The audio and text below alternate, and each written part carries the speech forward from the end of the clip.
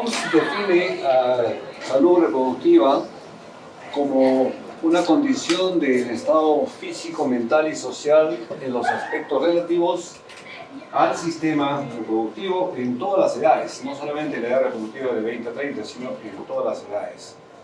Puede pasar más de 45 años, lo globaliza a todas las edades, ¿no? Asimismo, implica que las personas pueden tener su vida sexual satisfactoria y segura, que tengan la capacidad de tener hijos, que tengan la libertad de decidir si quieren o no tenerlos, y cuándo y con qué frecuencia pueden tener a sus descendencia.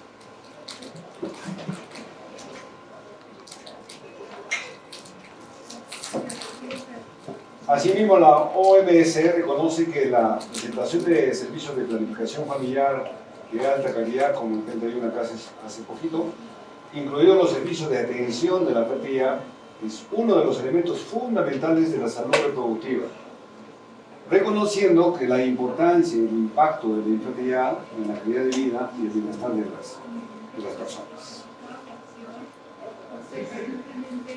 En la actualidad, la reproducción asistida ha experimentado notables progresos, tanto desde el punto de vista tecnológico como de la parte médica, que han abierto una serie de interrogantes éticos que ahorita son problemas también de atención integral. En la técnica de reproducción asistida hay dos agentes morales. Uno es el equipo asistencial, por parte de los médicos que se dedican a esta parte de la ginecología, y por otra parte los pacientes, quienes consensúan la utilización de una técnica médica con un fin determinado para tener una descendencia. Entonces este enfoque obliga a los especialistas en reproducción a ofrecer un trato cuidadoso y respetuoso con las pacientes y con los potenciales niños nacidos mediante estas técnicas de reproducción. Entonces existe una serie de principios éticos que deben ser considerados en el ámbito de la reproducción asistida.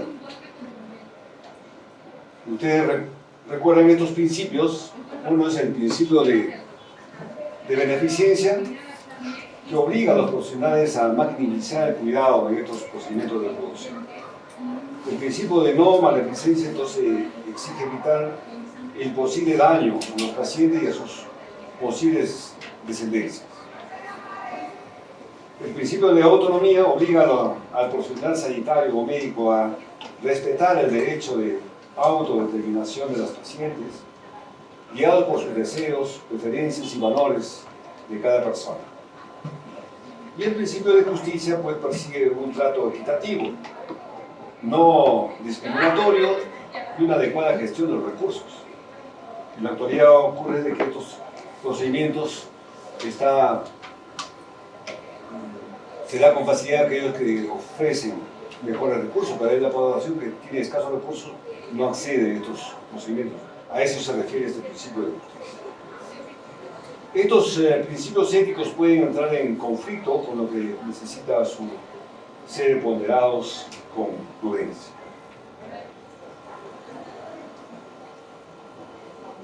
Entonces ahora entramos a lo que es la infertilidad, el abordaje de la pareja infértil.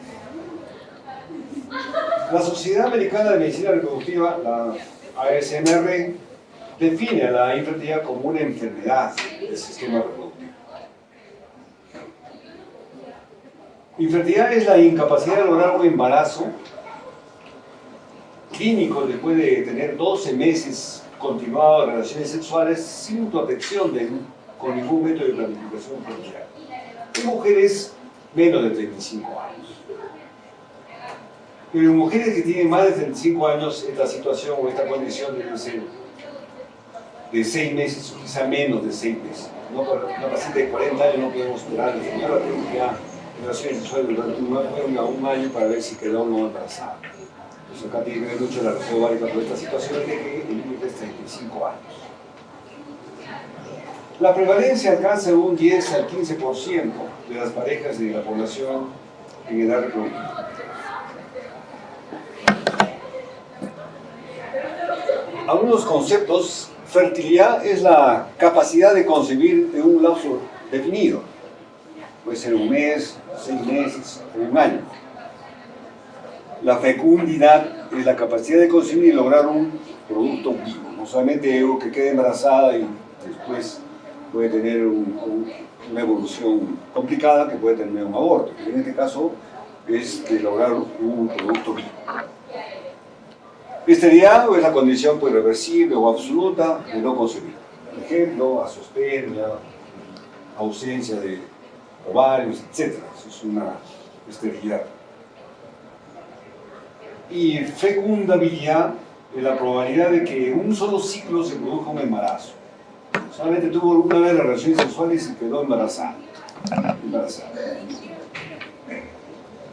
Y en la población general se ha estimado que el 85% de las parejas habrán concebido al cabo de un año de actividad sexual regular sin protección.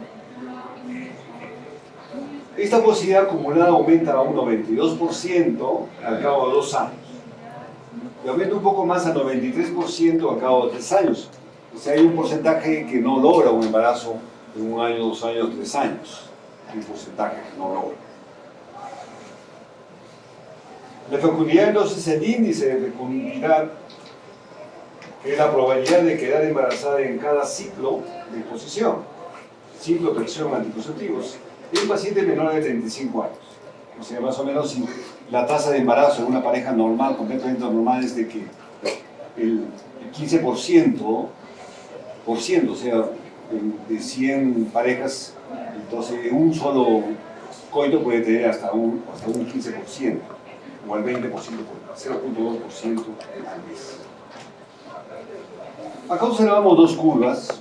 La que está en color negro es de que el porcentaje de la fertilidad máxima. La mujer empieza a la edad muy fértil y va disminuyendo a medida que va avanzando en edad. Y fíjense, el punto de quiebre es alrededor de los 35 años.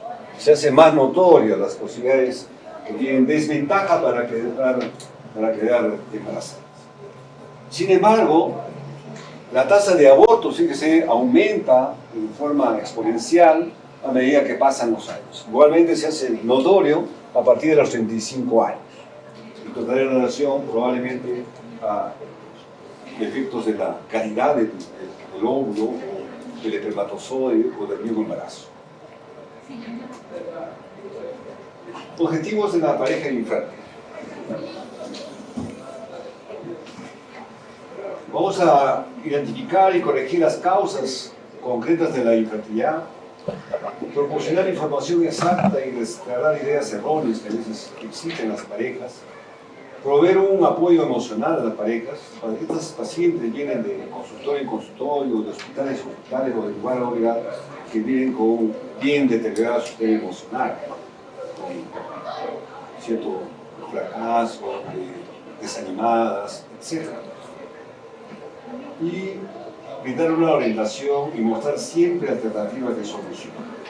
Nunca decir que usted va a quedar enfermo, ahora sí, siempre hay una alternativa de solución para estos pacientes. Entonces, en el abordaje de la pareja infértil, hay que realizar una historia clínica detallada y un examen ginecológico adecuado. En estos casos tenemos que hacer también un examen general, no solamente abocarnos a la parte ginecológica, ver cómo está el tiroides, el crecimiento, ver cómo están las mamas, hay galactorrea, no hay galactorrea, y las mamas están con un desarrollo adecuado o están alterados, etc. El vello pubiano. Vamos a hacer un examen general antes de hacer el examen preferencial. Desde el inicio, establecer con la paciente una adecuada relación médico-paciente. Hay que darle confianza a la paciente. Como les digo, vienen ya, a veces vienen con conocimientos del dolor que sienten. Muchos se informan, leen sobre su problema, entonces ya vienen también preparadas para la consulta. Y siempre se debe proporcionar una información a la paciente, una información sobre las técnicas de reproducción asistida. Decir que siempre hay una solución, hay una alternativa de solución. Tenemos que ayudarla a lograr su embarazo. Nos tenemos que dedicar un poco de tiempo a resolver sus dudas y sus preguntas. O sea, no es como una consulta ginecológica por otra patología. Requiere un poquito más de manejo y tino que otra paciente que viene con el problema del infarto. Procurar un ambiente con calidad de atención y satisfacción del trato recibido. La paciente debe salir plenamente convencida, satisfecha de la consulta. No puede salir con dudas o alguna duda, porque al final de la consulta siempre se ve alguna duda, algo más que no esté bien claro. Entonces la paciente debe salir satisfecha de la consulta por el problema del infarto. Bueno, la anamnesis, como cualquier examen clínico o historia clínica que hagan ustedes, sobre el motivo de la consulta, la enfermedad actual que viene la paciente. En este interrogatorio tenemos que precisar si ha tenido gestaciones, han tenido abortos, partos, si los partos han sido tóxicos o han sido complicados. ¿Cómo es el ciclo menstrual de la paciente? ¿Cuántos días le dura la menstruación? ¿Que si hay variación en cuanto a la cantidad, a la duración? Si es que hay alguna alteración con el ciclo menstrual, ¿hay dolor, no hay dolor? Es acompañado con coágulos, etc., que nos va a ayudar más o menos hacia adelante, ver, hacer una idea qué es lo que tiene la paciente. Si cuántos días le dura el ciclo menstrual, 28 días, más o menos 7 días, puede ser normal. Hay ciclos que pueden ser más allá de los 35 días o menos de 21 días, que nos va a ayudar, obviamente, a encontrar entre las causas, posibles causas. También es importante el factor coital, si es que hay problemas disfuncionales en cuanto a las relaciones sexuales, usan alguna situación, algún método de planificación familiar o causa alguna molestia en las relaciones sexuales. Conocer la frecuencia, cada cuánto tiempo tienen relaciones sexuales. Hay gente a veces que trabajan lejos y se ven solamente cuando vienen los días que están libres, a veces no coinciden con los días ovulatorios. Entonces es importante saber también con qué frecuencia tienen relaciones sexuales. ¿Cuánto tiempo está con el problema de infertilidad? Si es que ha recibido otros tratamientos, tiene algunos estudios y a veces el paciente viene con su folder que nos ayuda también a ganar el tiempo, que ya tiene algunos estudios que nosotros nos va a ayudar a hacer el diagnóstico temprano. ¿Y qué tratamientos ha recibido? ¿Ha recibido algún tratamiento especial, de fermentación, in vitro o asistido? O si lo ha tenido o no ha tenido, etc. Asimismo, entonces, si está tomando algún medicamento, toma algún medicamento por alguna enfermedad, una paciente diabética, paciente con otro tipo de un trastorno endocrino u otro tipo de patología, toma algún medicamento o no toma ningún medicamento. ¿Es alérgica a algún medicamento? ¿Alguna sustancia?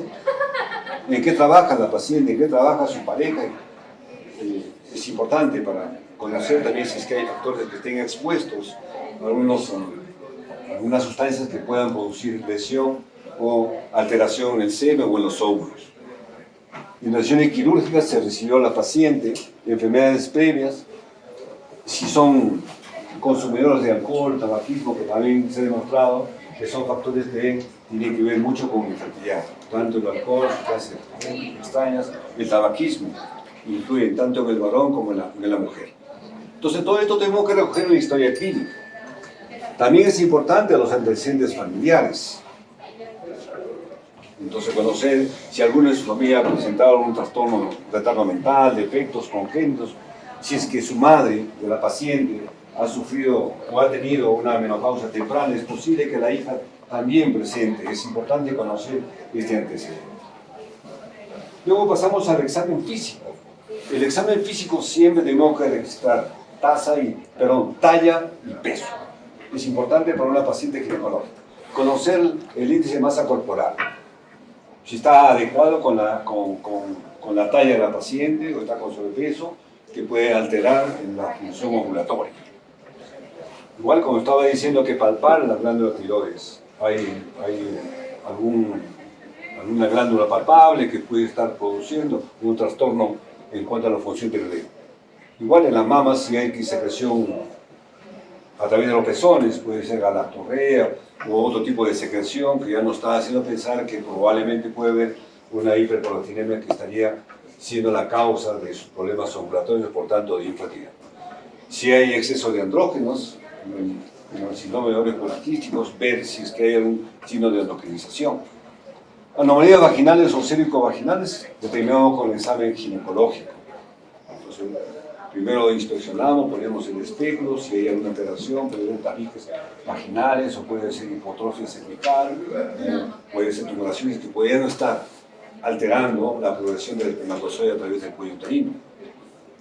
Igual si hay secreciones vaginales, tenemos que descartar infecciones vaginales ginecológicas que también complican con la fertilidad. La clamidia es uno que a veces pulula en el endocervix, es un que podemos descartar en un examen ginecológico. Igual en la palpación puede haber tumoraciones palpables, hipertrofia, masas pélvicas o problemas de estructura a nivel del útero, a nivel de los anexos, que estarían explicando alguna causa de infertilidad. Los exámenes que pedimos, esa es la secuencia que debemos pedir en toda paciente que cursa con infertilidad. Primero, una ecografía transvaginal a todos los casos, con la idea de que de tener claro cómo está el útero, cómo están los ovarios, cómo está el endometrio, etcétera, si es que hay alguna alteración en cuanto a su estructura o en otro tipo de alteración. Hacer una ecografía basal, un conteo de folículos centrales, contar los folículos centrales para ver la reserva ovárica, cuál es la capacidad que tienen sus ovarios de producir óvulos. Entonces eso se hace con el conteo de folículos centrales hecho entre el primer y el tercer día de la regla. Ahí es donde se hace el conteo de folículos centrales. El perfil hormonal también se hace en el tercer día del ciclo. Ver cómo está la FSH, LH, estradiol, la hormona antimuciliana, etc. El perfil tiroideo puede ser en cualquier tiempo, pero estas 3 o 4 hormonas se hacen en el tercer día de la regla. Progesterona se hace entre 21 y 22 días del ciclo, contando el primer día de la regla. Ver cómo está la progesterona, un valor normal pues es menos de 2, más de 1.5 pues hay posibilidades de que esté ovulando, que haya una adecuada función, dependerá también del ciclo de la mujer. Los exámenes de rutina, conocer su hemoglobina, el grupo sanguíneo, todos los de perfil que pudiera alterar la fertilidad de la paciente. Clamidia. La clamidia es una enfermedad también que complica seriamente la enfermedad tubaria, las trompas. Entonces es una enfermedad silente que no da manifestaciones, a veces episodios que ya tenido hace muchos años, pero queda como secuela la infertilidad.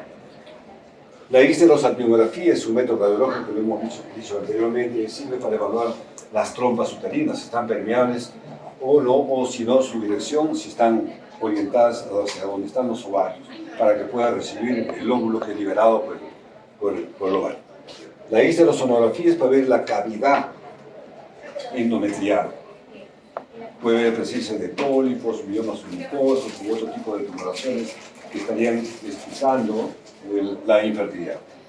El espermatograma y el espermofiltivo. Entonces es otro estudio que nos sirve para estudiar, para ver cómo está en cuanto a la cantidad, la calidad del semen. Entonces nos mide la motilidad, la concentración, la morfología, etc. En este estudio del espermatograma. El espermatograma igual, si hay sospecha de una infección, hay que tener un espermofiltivo. También sale el doctor y lo mismo, para ver qué día se hacen los estudios, lo que hemos amarrado anteriormente.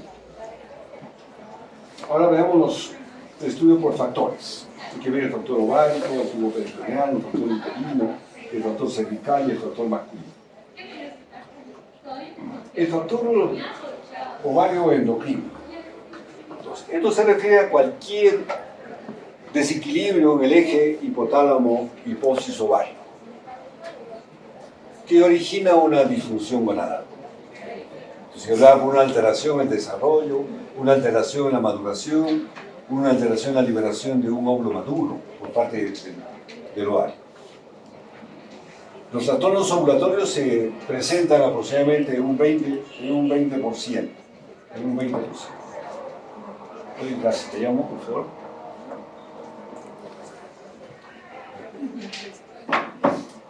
Bien.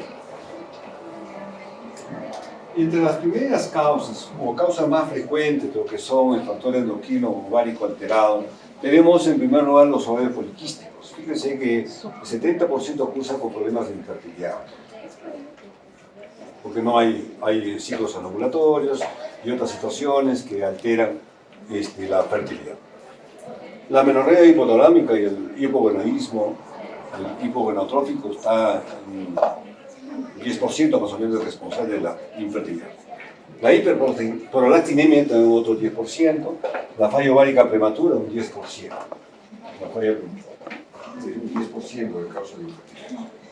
También puede haber otros factores como la depresión o el estrés, la desnutrición, el ejercicio excesivo, el uso de anticosicóticos, la anorexia nerviosa, la bulimia, la pseudociesis, patología que también cursan con problemas de infertilidad, sobre todo primarias. La ovulación, pues si usted sabe, la liberación de un óvulo maduro por parte del ovario es la ovulación. El ritmo menstrual, la duración promedio de un ciclo menstrual es de 28 días, más menos 7 días. Sin embargo, un ciclo puede variar entre 21 y 35 días en forma normal, por eso más o menos 7 días. Ustedes también ya lo saben, las fases del ritmo menstrual, pues es la menstruación, la fase ovulatoria, la ovulación y la fase lútea. ¿Cómo determinamos la ovulación? Puede ser con un control de la temperatura basal. Entonces, el paciente que si no tenemos otros recursos para ver si está ovulando o no, de la temperatura basal, hay un incremento después, lamentablemente es después de la ovulación. Pero ahora, para el efecto de tratamiento, podemos saber antes y cuándo ovula, ¿no? Esto nos da un dato que sí ha ovulado. Entonces hay un incremento en la temperatura que varía entre 0.5, de 0.3 a 0.5 por encima de la basal. Y es sostenido. Por ejemplo, si una paciente tenía una temperatura de 36.8, con la ovulación cuesta 36.9, hay un incremento de 0.5 de forma sostenida. Otro es el dosaje de la progesterona sérica. Entonces, realizar los 7 días después de la ovulación, un dato más de 3 nanogramos, entonces ya eso, hay evidencia de que ha ovulado. Y si encontramos uno más de 10, sí, francamente ovulación, para hacer algún procedimiento. Bueno, el pico de LH indica que 36 horas después va a ocurrir la ovulación. Entonces, si uno quiere saber cuándo va a ovular, puede hacer el dosaje en orina, da un buen resultado de saber cuándo va a ovular a la paciente para hacer un procedimiento, para hacer inseminación o otro tipo de procedimiento. También se puede hacer con una ecografía seriada. Entonces va haciendo el seguimiento, el día 12º día del ciclo debe tener un folículo más o menos de 17, 18 milímetros. Entonces, al 14º día o 36 horas debe producirse la ovulación. Podemos ver por ecografía. Habrá líquido periauricular, ha colapsado el folículo, etc. Son evidentes. Ponemos el Doppler, igualmente hay una imagen característica de que ha ovulado el ovario. La laparoscopía, igualmente, si uno está haciendo una laparoscopía por otro tipo de patología, uno visualiza, siempre ve y puede evidenciar la ovulación. No hacemos una laparoscopía para decir no ovula, es como hallazgo de otro tipo de cirugía.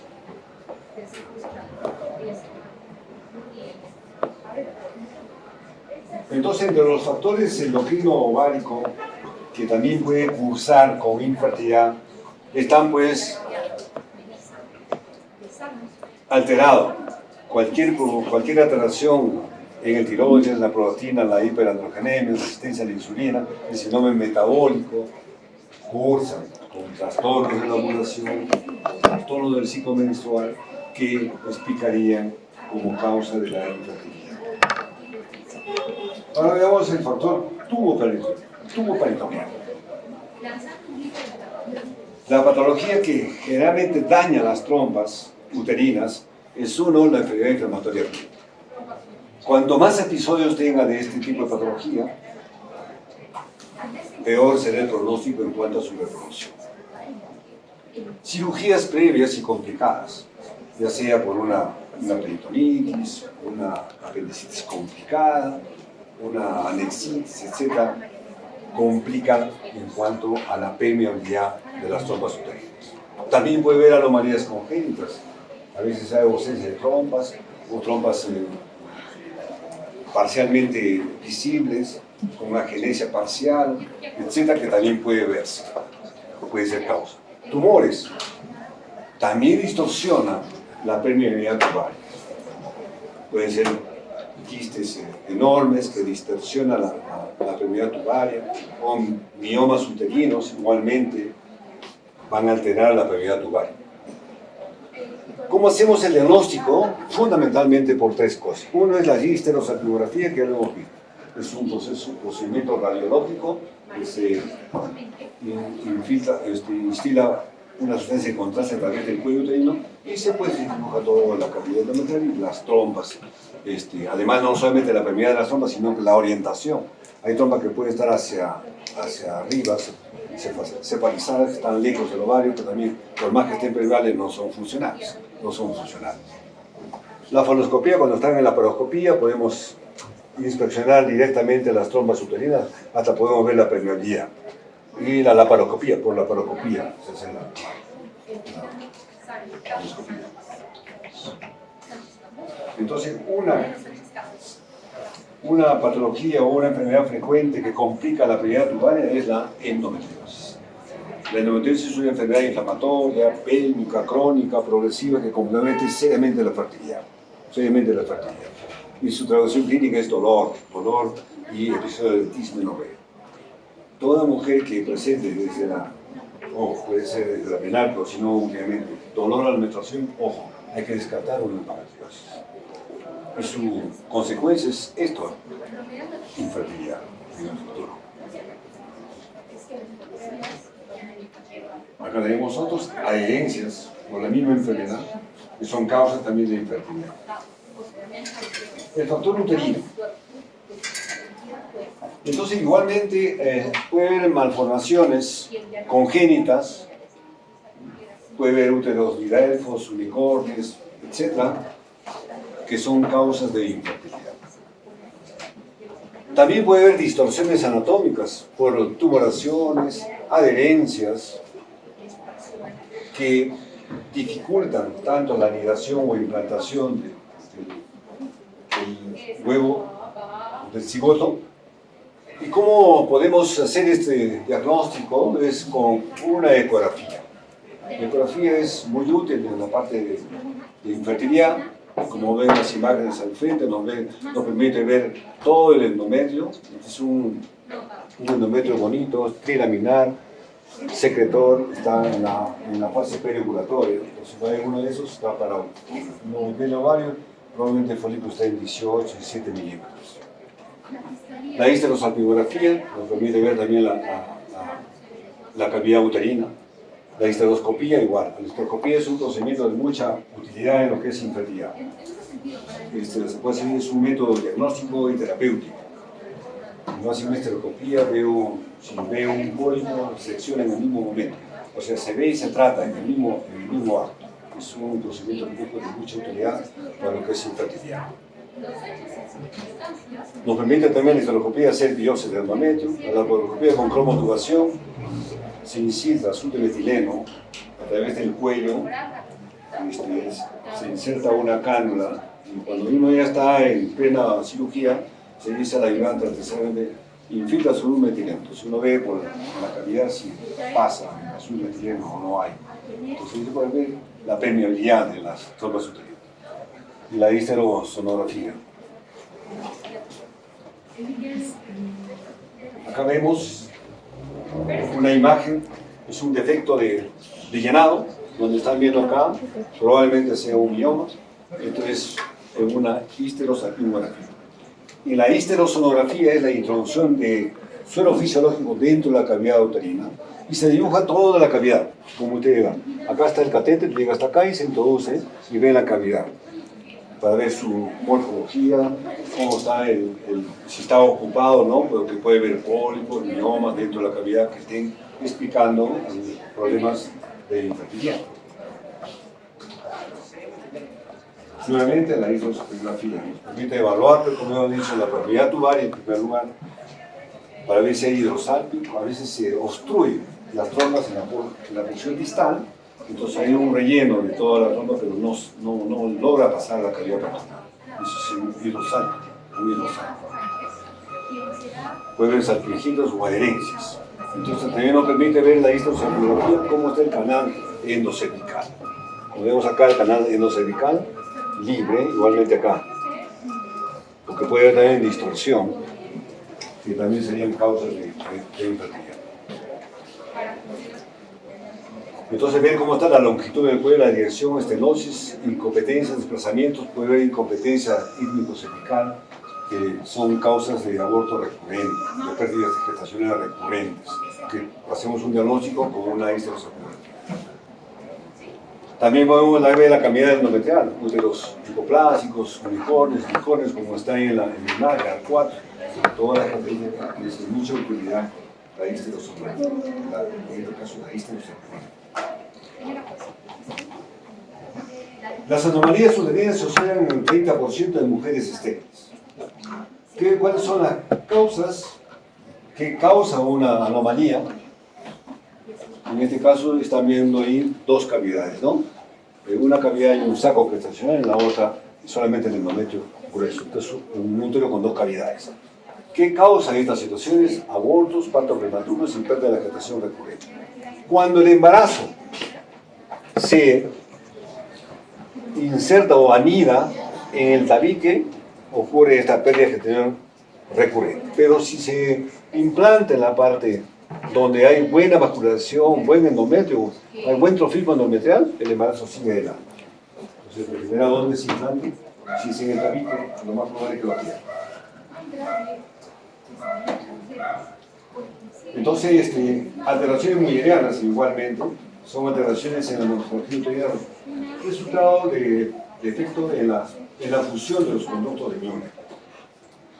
En esa imagen también están viendo la presencia de un tumor dentro de la cavidad, esto es por una histeroscopografía. Fíjense cómo se dibuja la distorsión del endometrio, que es causa de infertilidad.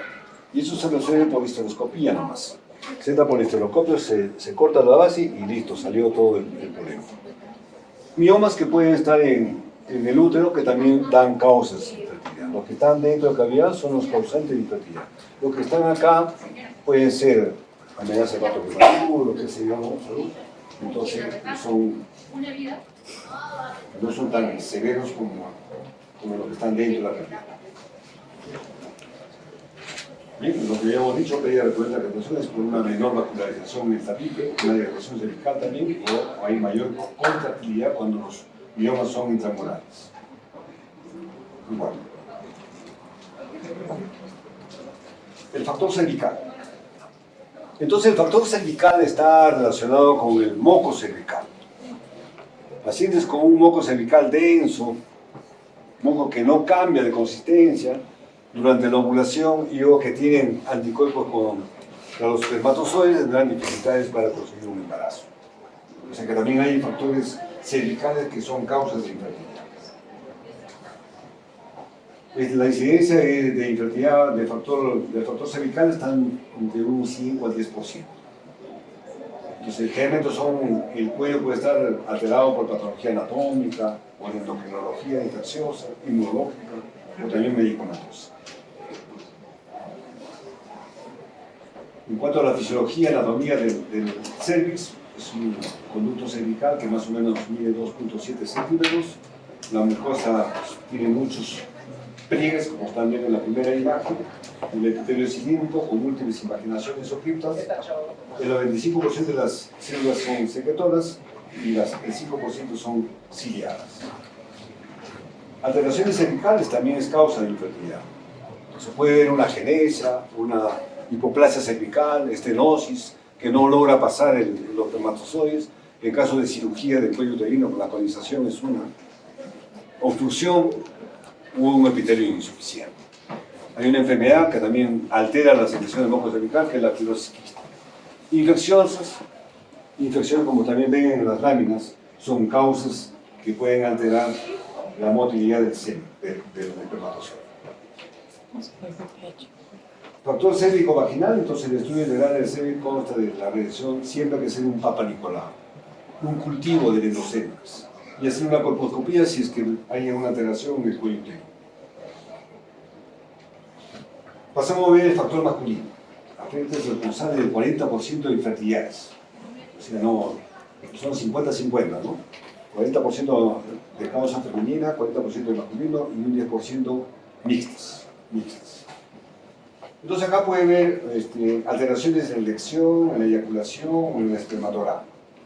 Entonces acá tenemos un resumen.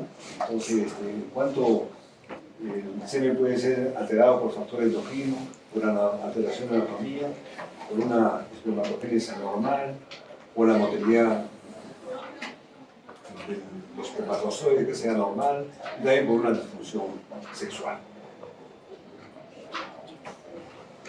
Entonces, ¿qué es lo que puede pasar en el factor masculino? Primero tenemos cómo valorar con un espermatograma.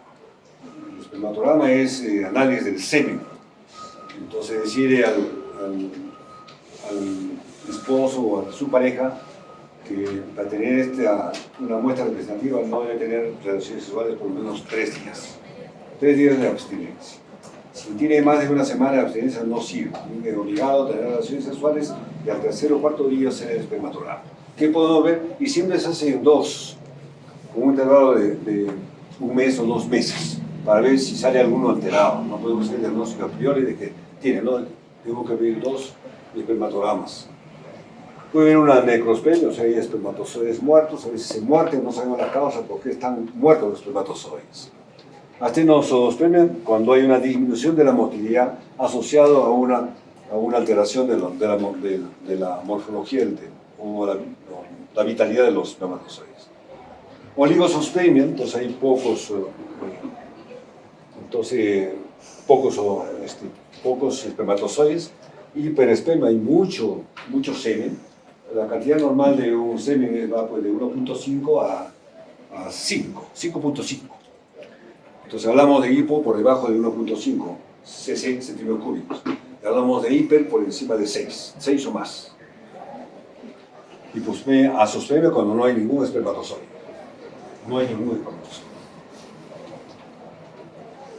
Acá tienen los valores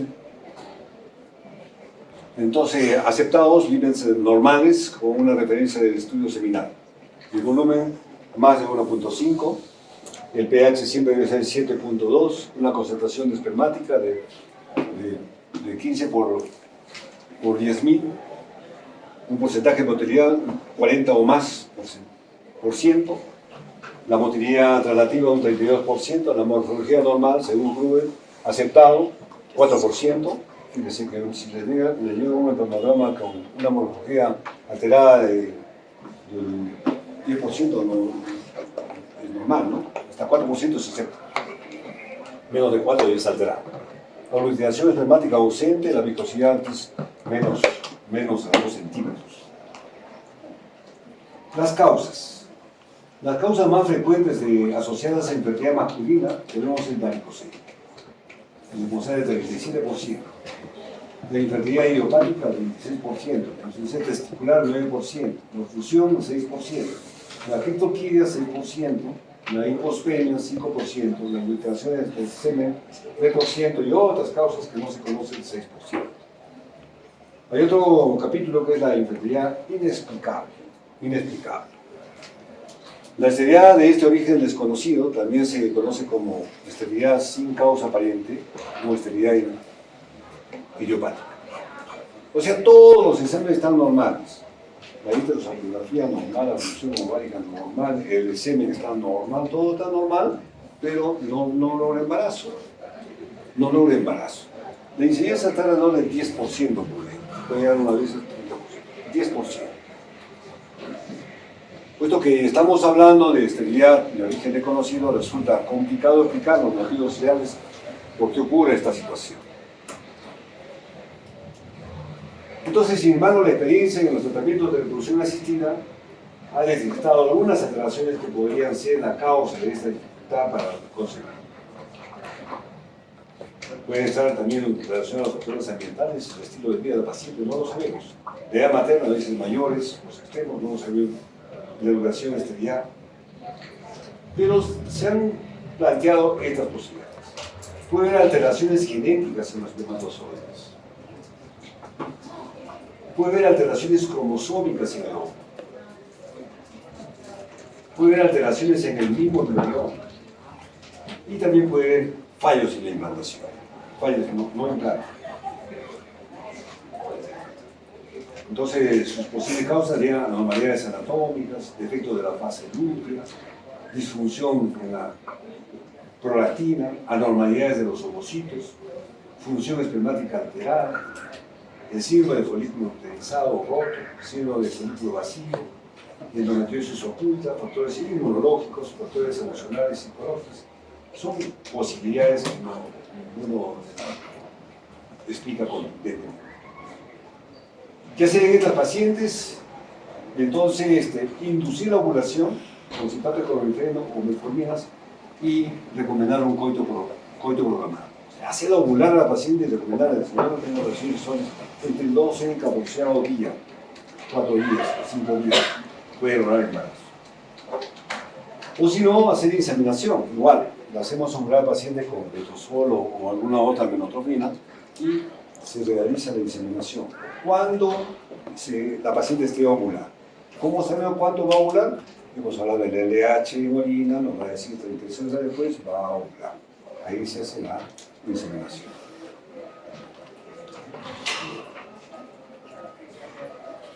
La inseminación artificial. Entonces, es un procedimiento sencillo. Se prepara el semen en el laboratorio, se llama capacitación espermática.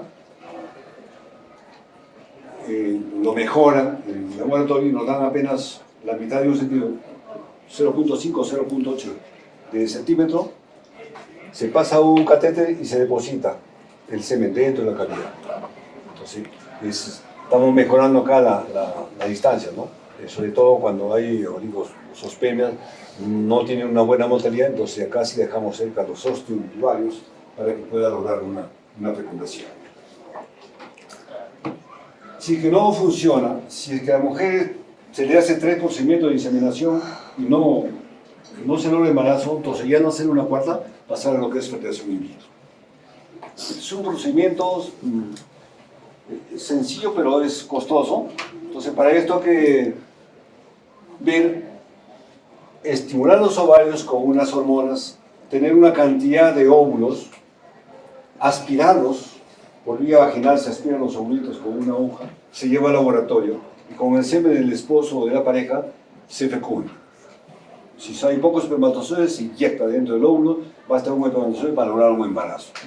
Después se hace un cultivo de los embriocitos y cuando ya el embrión tiene el estadio de blastocitos, se deposita. Igualito que una inseminación, se deja el embrión, puede ser 1 o 2, ahora es 1 solo, previamente en un endometrio preparado. Esta es el ICSI, se inyecta un espermatozoide y se logra el embarazo. En caso de azoospermia, cuando hay pocos espermatozoides. Muy bien. Eso es todo lo que... ¿Alguna duda, alguna preguntita?